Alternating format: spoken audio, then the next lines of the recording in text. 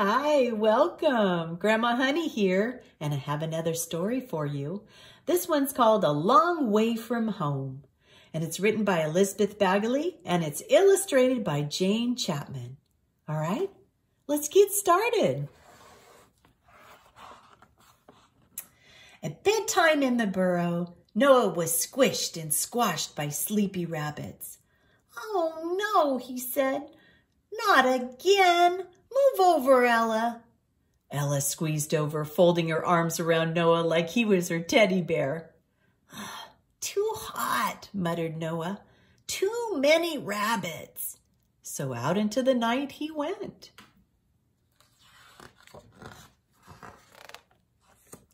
"What are you doing out here, smallest bunny?" asked Albatross, swooping down. "There's no room," snuffled Noah, "and Ella's always squashing me." "But she's your favorite sister." "Well, it doesn't keep her from squashing me," said Noah.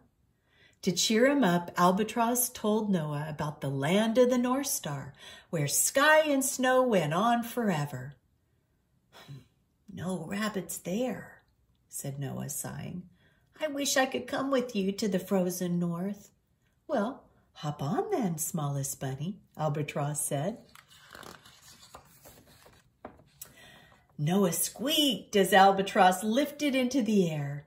Under the moon and over the wind she flew. And as she soared higher, Noah held out his paws like wings. "I'm flying," he cried. "Hold on tight. It's the North Star," Albatross shouted.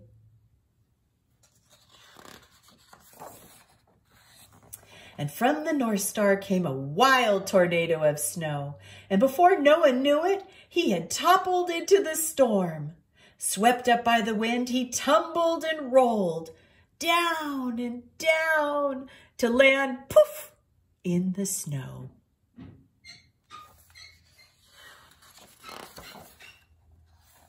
Noah was all alone, and for a moment he was afraid.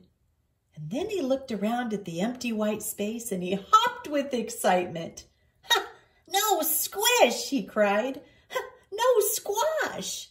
And Noah danced in the snow. He skated and slid and threw snowballs.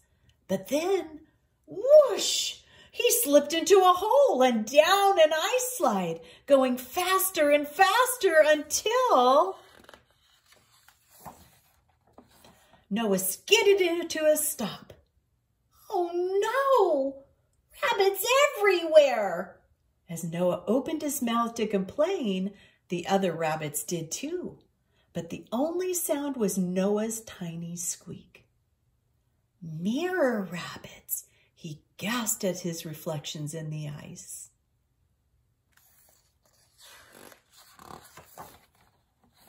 Noah was in an ice cave, an ice hall, an ice palace.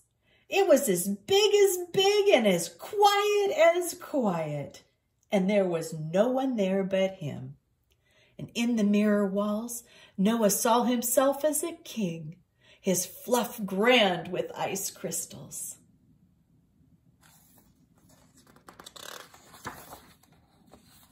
Noah made a cool, roomy snow nest. "At last! No nest sharings," he pronounced as he lay royally down to sleep.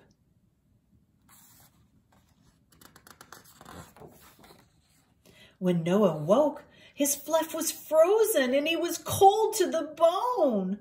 Shivering in his lonely bed, he thought about his snuggly sister Ella, squeezed into their nest with all their cozy night snufflings of his family. Even Noah's tears froze. Oh, how he longed to go home.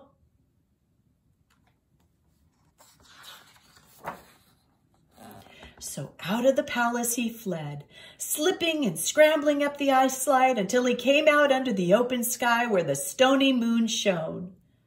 "Albatross!" shouted Noah. "Where are you?" But there was no answer, only the empty creaking of the ice. But then Noah heard a feathery whisper on the wind, and he looked up and saw wide wings. It was Albatross. "Smallest bunny," she said, relieved, "I've been looking for you everywhere." She swung Noah onto her back, and gratefully he nestled into her warm down, thinking only of home.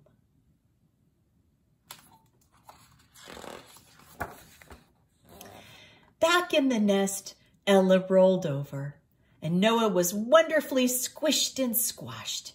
He was delightfully crumpled and crammed, and he was Ella's teddy bear again. Noah snuggled into her fluff, and with a sigh, he fell happily asleep. Ooh, beautiful snowflakes. And that's our story for today, A Long Way from Home. Bye-bye for now. Be blessed.